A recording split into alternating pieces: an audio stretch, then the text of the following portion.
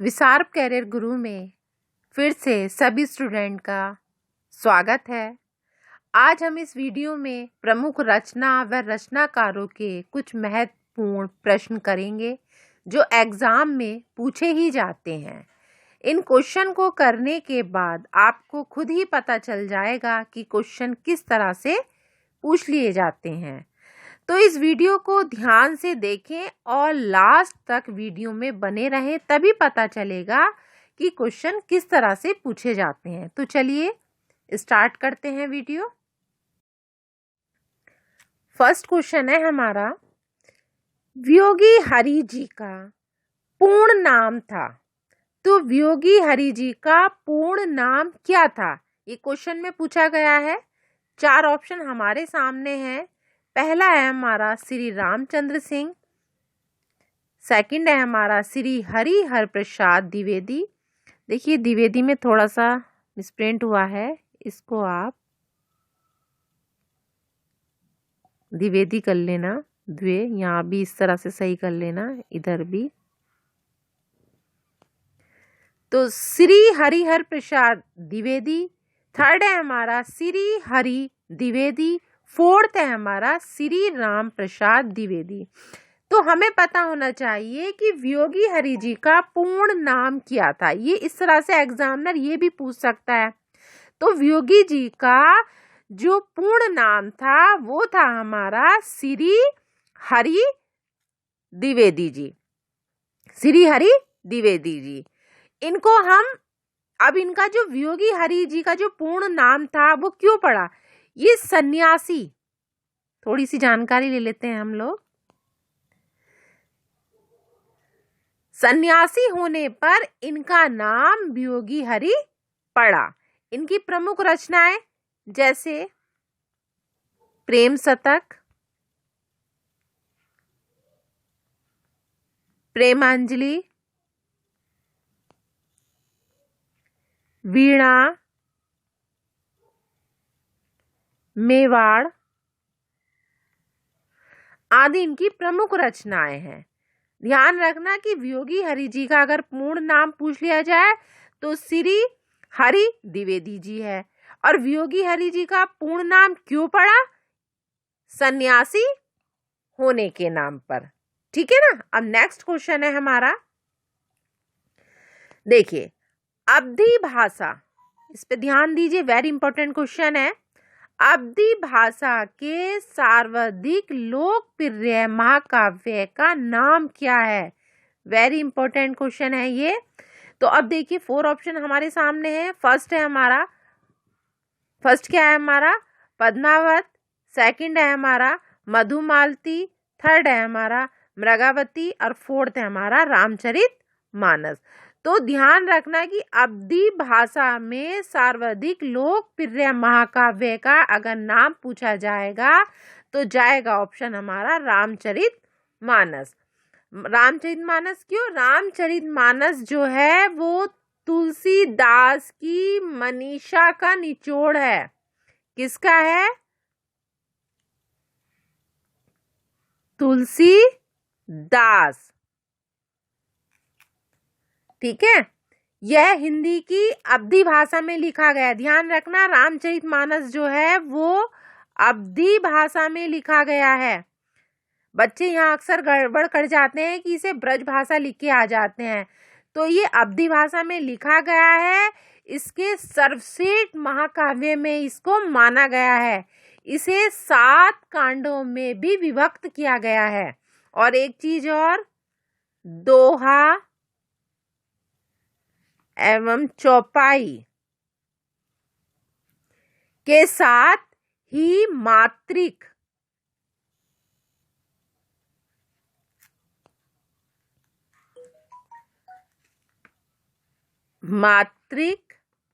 और वर्णिक जो छंद है उसमें भी ये देखने को मिलते हैं। ठीक है ना। मतलब रामचरितमानस तुलसीदास की जो मनीषा का निचोड़ है, यह हिंदी का अवधी भाषा में लिखा गया सर्वश्रेष्ठ महाकाव्य है और 7 कांडों में ये विभक्त किया गया है। दोहा और चौपाई के साथ ही मात्रिक एवं वर्णिक छंद भी इसमें देखने को मिलते हैं। अब देखिए नेक्स्ट क्वेश्चन है हमारा, जायसी के सर्वोत्कृष्ट ग्रंथ का नाम क्या है? तो जायसी का ग्रंथ पूछा है जो सबसे महत्वपूर्ण है। तो 4 ऑप्शन हमारे सामने है, आखिरी सलाम, अखरावट, मधुमालती या पद्मावत। जिन बच्चों ने क्वेश्चन पढ़ रखा होगा, जायसी के बारे में अच्छे से पढ़ रखा होगा, उन्होंने ये आइडिया लगा लिया होगा कि जायसी का जो ग्रंथ है सर्वश्रेष्ठ, इसमें कौन सा है। देखिए अब आप यहाँ कंफ्यूज हो जाओगे क्योंकि ये चारों के चारों जायसी के ही हैं, मगर इन्होंने क्या पूछा है, ग्रंथ पूछा है। तो ग्रंथ है हमारा पद्मावत। कैसे? जायसी द्वारा जो रचित है पद्मावत एक विशिष्ट प्रेम काव्य है। ये कैसा है? ये विशिष्ट प्रेम काव्य है। यह फारसी, अब पूछ लिया जाए किसमें लिखा हुआ है, यह फारसी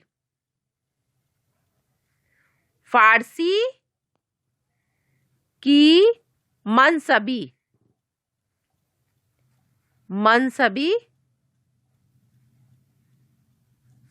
शैली में ये लिखा गया है। पद्मावत में इतिहास और कल्पना का समावेश है। काव्य की भाषा में बोलचाल की अवधि का ठेठ रूप है। कैसा रूप है ये ठेठ रूप है। पद्मावत का जो रचना काल है वो आखिरी कलाम में दिया गया है। इनकी अन्य रचनाएं देखो, आखिरी सलाम हो गया, अखरावट हो गया, और जो मधुमालती है, मधुमालती ये है हमारी इनकी काव्य कृति है। मधुमालती इनकी काव्य कृति है, ये मोस्ट है। नेक्स्ट क्वेश्चन है हमारा, ये तो सभी ने पढ़ा ही है, वेरी इंपॉर्टेंट क्वेश्चन है। स्मृति की रेखांकन के रचनाकार कौन है? 4 ऑप्शन है हमारे पास, डॉक्टर श्याम सुंदर दास, महादेवी वर्मा, हजारी प्रसाद द्विवेदी जी और महावीर प्रसाद द्विवेदी। तो यहाँ पे ये थोड़ा मिसप्रिंट हुआ है, ठीक है। तो स्मृति की रेखाएं किसने लिखी हैं? पता होना चाहिए, महादेवी वर्मा जी की। तो थोड़ी सी डिटेल ले लीजिए। यह महादेवी वर्मा द्वारा लिखित बहुत महत्वपूर्ण, मतलब रेखांकित रचना है, ठीक है ना। ये महत्वपूर्ण रचना है इनकी, स्मृति की रेखाएं। ये पूछ ली, ये तो मोस्टली पूछी जाती है, अब पूछ ली जाए। और भी है इनकी, ये तो पता है आपको। अब रेखा चित्र में जो है हमारी, रेखा चित्र में एक तो कौन कौन सी आती है हमारी, आती है रामा, बिंदा हो गया हमारा, घिसा,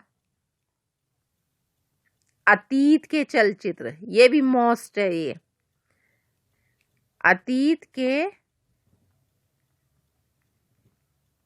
चलचित्र है ना। स्मृत की रेखाएं हो गई, पथ के साथी हो गया, मेरा परिवार, सांध्या गीत, दीप शिखा, यामा, इनकी काव्य कृतियां हैं। नेक्स्ट क्वेश्चन है हमारा, आचार्य महावीर प्रसाद द्विवेदी, यहाँ भी द्विवेदी सब जगह गलत ही पकड़ा है। द्विवेदी निम्नलिखित में से किस पत्रिका के संपादक थे? तो आचार्य महावीर प्रसाद द्विवेदी निम्नलिखित में से किस पत्रिका के संपादक थे? 4 ऑप्शन है हमारे पास, साहित्य संदेश, विशाल भारत, सरस्वती या विनय पत्रिका। तो महावीर प्रसाद द्विवेदी की जो किस पत्रिका के थे, सबको पता है, सरस्वती। कैसे? देखिए, महावीर प्रसाद द्विवेदी जी ने संपादक जो थे सरस्वती के, वो कब किस सन में हुआ था? सन 3 में, ठीक है। इनका क्या हुआ था, संपादक बने और सन 1920 में उनका संपादन करते रहे। वहां संपादक बने, यहाँ संपादन करते रहे। इनकी मौलिक काव्य रचनाओं में मंजूषा, सुमन, कान्य, कुब्ज और अबला विलाप हैं। और इनकी जो कृतियां हैं जैसे गंगा लहरी हो गई, ऋतु तरंगिणी हो गई और कुमार संभार सार आदि इनकी प्रमुख क्या है, कृतियां हैं।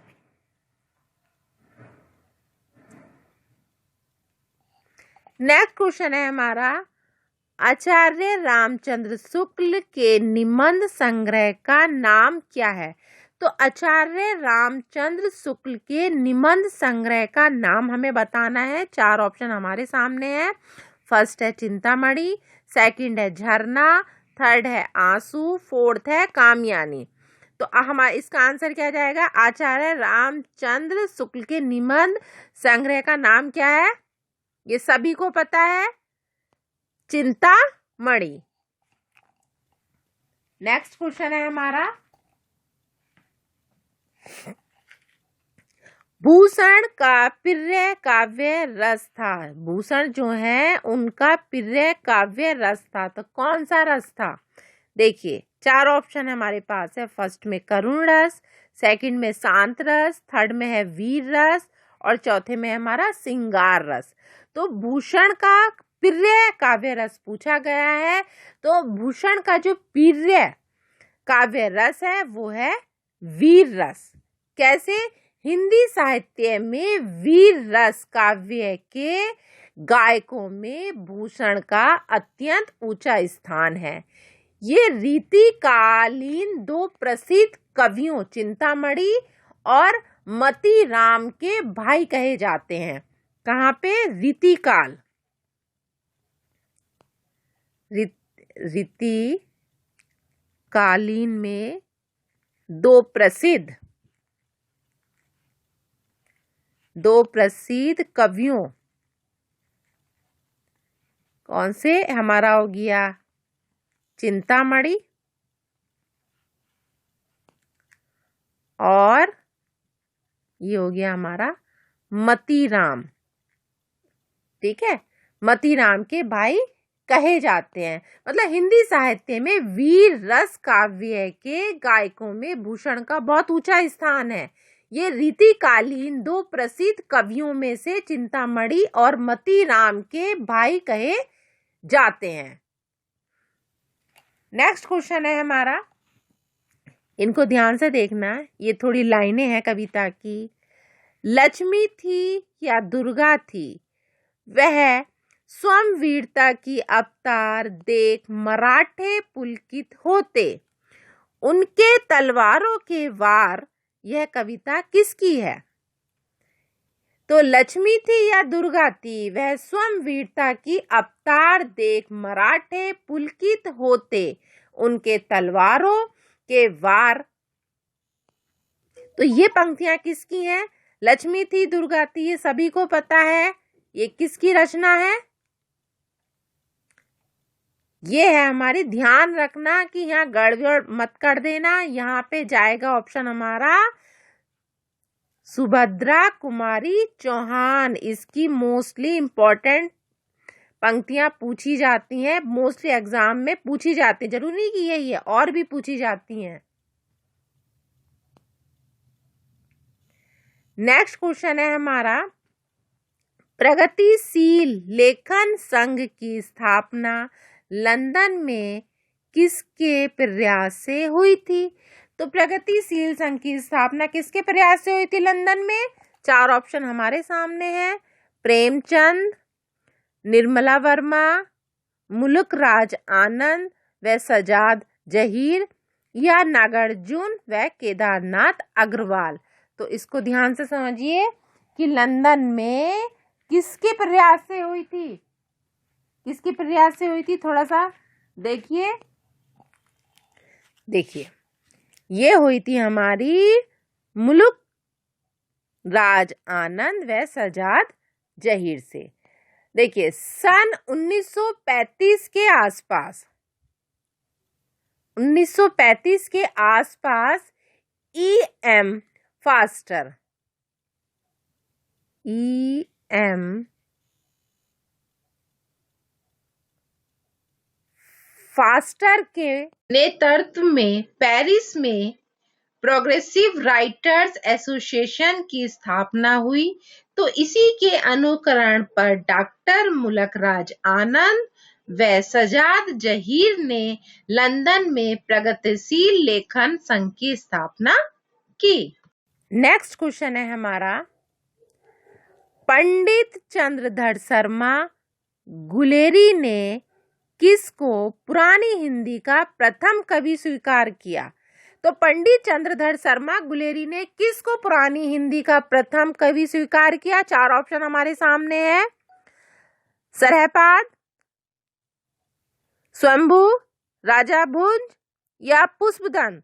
तो हमें पता होना चाहिए किसने किया था पुरानी हिंदी प्रथम कवि स्वीकार, किसने किया था? राजा भुंज ने। क्या किया था? पंडित चंद्रधर शर्मा गुलेरी ने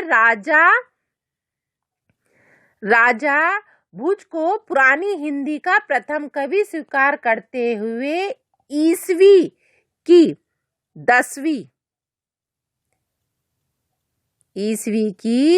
10वीं शताब्दी के अंतिम चरण से हिंदी साहित्य का आरंभ मानने का सुझाव दिया था। नेक्स्ट क्वेश्चन है हमारा, नवीन रिपोर्ताज की परंपरा किस रचना से आरंभ होती है? तो किस रचना से आरंभ होती है? लक्ष्मीपुरा, तूफानों के बीच, बंगाल का अकाल या स्वराज्य भवन। तो नवीन रिपोर्ताज की परंपरा किस रचना से आरंभ होती है? रिपोर्ताज की रचना किससे आरंभ होती है? लक्ष्मीपुरा। रिपोर्ताज का विकास महायुद्ध के बाद प्रारंभ हुआ। इसका विकास कब हुआ? महायुद्ध के बाद प्रारंभ हुआ। और नवीन रिपोर्ताज की परंपरा किसने दी? शिवदान सिंह चौहान की रचना किसने दी? ये लक्ष्मीपुरा की जो थे रचनाकार कौन थे? शिवदान सिंह चौहान। यहां से ये प्रारंभ हुई। अगला है हमारा, जूठन किस रचनाकार की आत्मकथा है? तो जूठन किस रचनाकार की आत्मकथा है? तो ऑप्शन है हमारे पास, नैमिषारण्य, ओम प्रकाश वाल्मीकि, राम विलास शर्मा, हरिवंश राय बच्चन। तो जूठन हमारी किसकी है? ओम प्रकाश वाल्मीकि। नेक्स्ट क्वेश्चन है हमारा, किस रासो ग्रंथ को अलाखंड के नाम से जाना जाता है? ये भी वेरी इंपॉर्टेंट है। किस खंड को अलाखंड के नाम से जाना जाता है? चार ऑप्शन हमारे पास है, चंद्रबरदाई का पृथ्वीराज रासो, नरपति नाला का विसल देव रासो, थर्ड है हमारा जगनीक का परमाल रासो, फोर्थ है हमारा दलपति विजय का खुमान रासो। तो किसका है ये हमारा? बस ध्यान रखना, जहाँ पे अलाखंड का आ जाए वहां पे हमारे जाएंगे जगनीक का परमाल रासो। नेक्स्ट क्वेश्चन है हमारा, कबीर दास दिल्ली सल्तनत के शासकों में किसके समकालीन थे? अब कबीर दास जी पूछ लिए गए हैं, तो कबीर दास दिल्ली सल्तनत के शासकों में किसके समकालीन थे? ये नया क्वेश्चन है, थोड़ा सा समझ लीजिए। फर्स्ट चार ऑप्शन हमारे सामने है, इल्तुतमिश के, बहलोल लोदी के, सिकंदर लोदी के या अलाउद्दीन खिलजी के। तो थोड़ा सा समझ लीजिए कि कबीर दास का जन्म 1455 में हुआ था। ये ध्यान रखिए, इनका जन्म 1455 में हुआ था। ये दिल्ली दिल्ली सल्तनत के शासक सिकंदर लोदी के क्या थे? ये समकालीन थे। तो आंसर क्या जाएगा? सिकंदर लोदी। स्वामी रामानंद इनके दीक्षा गुरु थे। दीक्षा गुरु कौन थे इनके? दीक्षा गुरु है रामानंद। स्वामी रामानंद इनके दीक्षा गुरु थे। इन्होंने कौन कौन सी रचनाएं की? जैसे बीजक कबीर की प्रामाणिक रचना मानी जाती है। बीजक के कितने भाग हैं? बीजक के 3 भाग हैं, सबको पता है। साखी, सबद,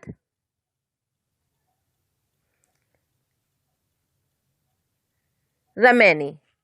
ठीक है, अब नेक्स्ट क्वेश्चन है हमारा, हरडे वाणी एवं अंगबंधु किसकी वाणी के संकलन है? तो किसकी है? 4 ऑप्शन है हमारे पास। सुंदरदास, दादू दयाल, मलुकदास या कबीरदास। तो किसके हैं ये हमारे? ये हैं हमारे दादू दयाल। तो दादू दयाल के शिष्य जो हैं उनकी वाणी के जो संग्रह हैं कौन है? हरडे वाणी, और अंग व धू नाम से किए थे। अंग व धू, ये अंग व धू आ गया है, ये जो व अलग कर दीजिए, मतलब अंग व धू नाम से किए थे। वर्तमान युग में अजमेर, काशी, जयपुर और प्रयाग से उनके संकलन प्रकाशित हुए। कहाँ से प्रकाशित हुए? अजमेर, काशी, जयपुर और प्रयाग से उनके संकलन प्रकाशित हुए। नेक्स्ट क्वेश्चन है हमारा, जिंदगी नामा किसकी रचना है? तो जिंदगी नामा किसकी रचना है? 4 ऑप्शन हमारे सामने है। मन्नू भंडारी, मृदुला गर्ग, कृष्णा सोपती या उषा प्रियवदा। तो बताइए कि कौन सी इसकी रचना है जिंदगी नामा की? इसकी जो रचना है वो है हमारी कृष्णा सोपती। मतलब जिंदगी नामा कृष्णा सोपती का उपन्यास है। क्या है ये? उपन्यास है। इनके द्वारा लिखित अपने उपन्यासियों में से कौन कौन से हैं? मरजानी, सूरजमुखी, अंधेरे के जिंदा रुख, ये इस तरह की इनकी प्रमुख रचनाएं हैं। नेक्स्ट है हमारा, मीराबाई का मलाल किसकी कृति है? ये मोस्ट इंपॉर्टेंट है, इसे तो देखते ही पहचान लोगे। 4 ऑप्शन है, मीराबाई, नंददास, चित स्वामी और गोविंद स्वामी। तो मीराबाई का मलाल किसके है? मीराबाई का, तो मीराबाई का मलाल कृति है। अब देखिए, मीराबाई का जो मलाल मीराबाई की कृति है, क्या है ये? कृति है। तो इनकी अन्य प्रमुख कृतियां भी हैं, जैसे मीराबाई की क्या है? हमारी पदावली, गीत गोविंद, गीत गोविंद है, राग गोविंद आदि इनकी प्रमुख कृतियां हैं। नेक्स्ट क्वेश्चन है हमारा,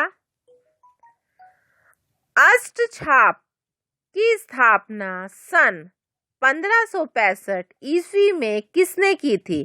तो ध्यान दीजिए, अष्टछाप की स्थापना सन 1565 ईस्वी में किसने की थी? ये भी क्वेश्चन मोस्ट है, पूछा जाता है।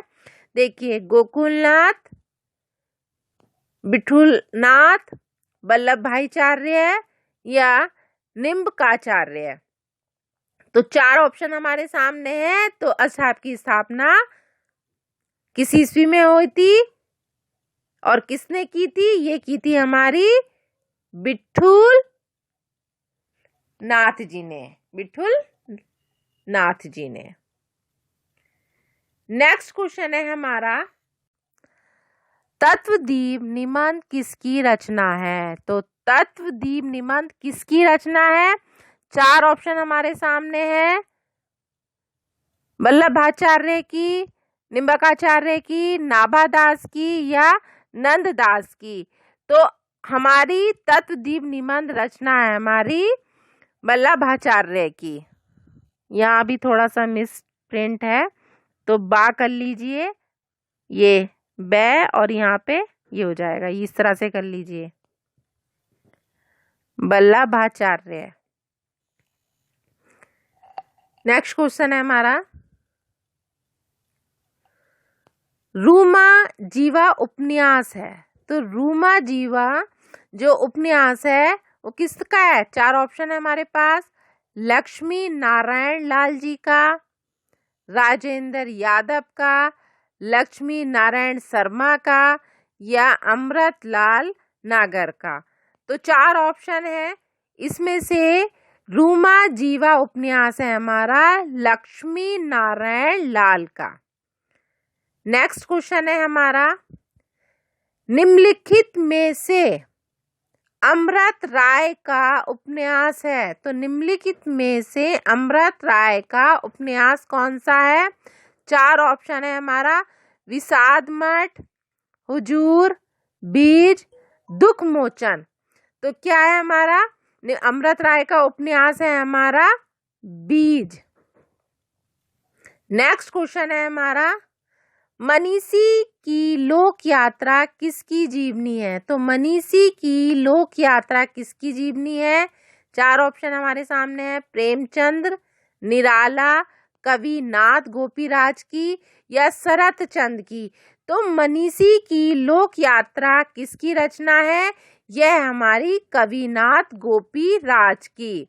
कैसे? देखिए, मनीषी की लोक यात्रा भगवती प्रसाद सिंह द्वारा प्रणीत कविनाथ गोविराज की ये क्या है? जीवनी है। अन्य जीवनियों में प्रेमचंद की कलम का सिपाही,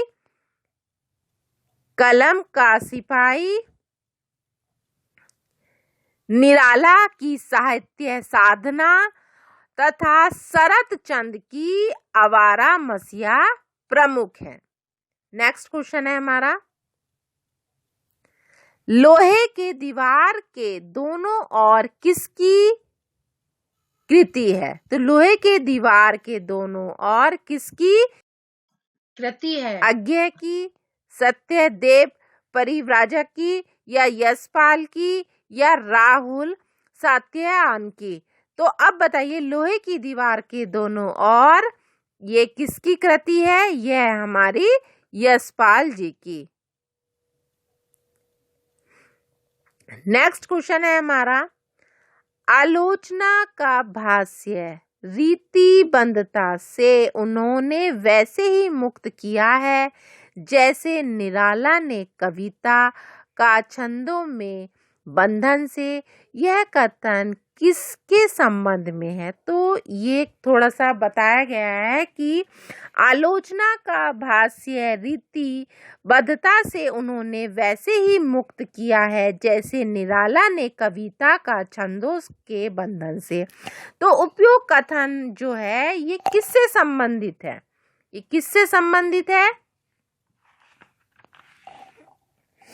यह हमारा 4 ऑप्शन है हमारे पास, डॉक्टर रामवर सिंह, डॉक्टर रामविलास शर्मा या डॉक्टर नगेंद्र या रामचंद्र सोपी। तो ये हमारा आंसर जाएगा, किस पे जाएगा? डॉक्टर रामविलास शर्मा। अगला क्वेश्चन है हमारा, जंगल के जीव कृति के लेखक कौन है? तो जंगल के जो जीव हैं उनके कृति के लेखक कौन है? तो 4 ऑप्शन है हमारे पास, महादेवी वर्मा, श्री राम वर्मा, राम वृक्ष बेनीपुरी या शिव पूजन सहाय। तो जंगल के जीव कृति के लेखक कौन है? तो जंगल के जीव कृति के लेखक हैं श्री राम शर्मा। तो जंगल के जीव श्री राम शर्मा द्वारा ये लिखित ग्रंथ है। इनके अन्य ग्रंथों में कौन कौन से हैं? जैसे प्राणों का सौदा और वे जीते कैसे हैं, प्रमुख ग्रंथ हैं इनके।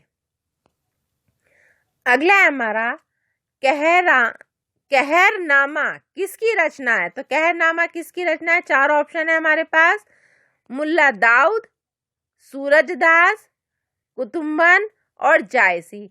तो कहरनामा किसकी प्रमुख रचना है? ये हमें पता है, कहरनामा है हमारी जायसी की, ये अभी हमने पढ़ा है। अगला है हमारा कवितावली किसकी रचना है? वेरी इंपॉर्टेंट है, ये पूछ लिया जाता है। 4 ऑप्शन है हमारे पास, लालदास, राम पिर्यासरण, रामचरण दास या मधुसूदन दास। तो कवितावली किसकी रचना है? सबको पता है, रामचरण दास। अगला क्वेश्चन है हमारा, ये भी वेरी इंपॉर्टेंट है, आनंद कादंबरी का प्रकाशन कहाँ से हुआ? कहाँ से हुआ? बनारस, कानपुर, मिर्जापुर, इलाहाबाद। तो कहाँ से हुआ ये इसका प्रकाशन? इसका प्रकाशन हमारा हुआ है मिर्जापुर। अगला है हमारा सन्यासी किसकी कृति है? सन्यासी किसकी कृति है? 4 ऑप्शन है, यशपाल, नागार्जुन, निराला, इलाचंद्र जोशी। तो हमारी सन्यासी जो है हमारी इलाचंद जोशी की कृति है। अगला है हमारा भाषा के जादूगर के रूप में कौन विख्यात सीरीज है? तो भाषा के जादूगर के रूप में कौन विख्यात सीरीज है? 4 ऑप्शन हमारे सामने है, शिव पूजन, बेचैन शर्मा उग्र, जनेंद्र कुमार और या यशपाल। तो भाषा के जादूगर कौन है, मतलब किस सीरीज में विख्यात है? तो ये हमारा शिव पूजन साय भाषा के जादूगर के रूप में विख्यात हैं। आज हमने ये 30 क्वेश्चन किए हैं, इनसे आपको थोड़ा सा आइडिया लग गया होगा कि एग्जाम में इसी तरह से क्वेश्चन पूछे जाते हैं। और क्वेश्चनों की सीरीज हम नेक्स्ट वीडियो में लेके आएंगे। अगर कुछ भी इस वीडियो में अगर कोई भी कमी या कुछ भी प्रॉब्लम आपको है तो कमेंट्स करके ज़रूर बताइए।